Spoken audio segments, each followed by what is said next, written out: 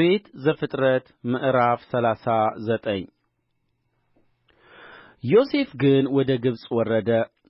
የፈርዖን ጃንደረባ የዘበኞቹም አለቃ የሚሆን የግብፅ ሰው ጲጥፋራ ወደ ግብፅ ከወረዱት ከእስማኤላውያን እጅ ገዛው።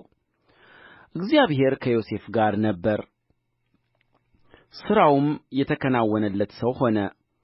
በግብፃዊው ጌታውም ቤት ነበረ። ጌታውም እግዚአብሔር ከእርሱ ጋር እንዳለ እርሱ የሚሠራውንም ሁሉ እግዚአብሔር በእጁ እንዲያከናውንለት አየ። ዮሴፍም በጌታው ፊት ሞገስን አገኘ፣ እርሱንም ያገለግለው ነበር። በቤቱም ላይ ሾመው፣ ያለውንም ሁሉ በእጁ ሰጠው። እንዲህም ሆነ፣ በቤቱ ባለውም ሁሉ ላይ ከሾመው በኋላ እግዚአብሔር የግብፃዊውን ቤት ስለ ዮሴፍ ባረከው። የእግዚአብሔር በረከት በውጭም በግቢም ባለው ሁሉ ላይ ሆነ። ያለውንም ሁሉ ለዮሴፍ አስረከበ። ከሚበላውም እንጀራ በቀር ምንም የሚያውቀው አልነበረም።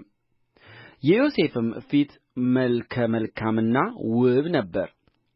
ከዚህም በኋላ እንዲህ ሆነ፣ የጌታው ሚስት በዮሴፍ ላይ ዓይንዋን ጣለች። ከእኔም ጋር ተኛ አለችው። እርሱም እንቢ አለ። ለጌታውም ሚስት እንዲህ አላት፣ እነሆ ጌታዬ በቤቱ ያለውን ምን የሚያውቀው የለም፣ ያለውንም ሁሉ ለእኔ አስረክቦኛል።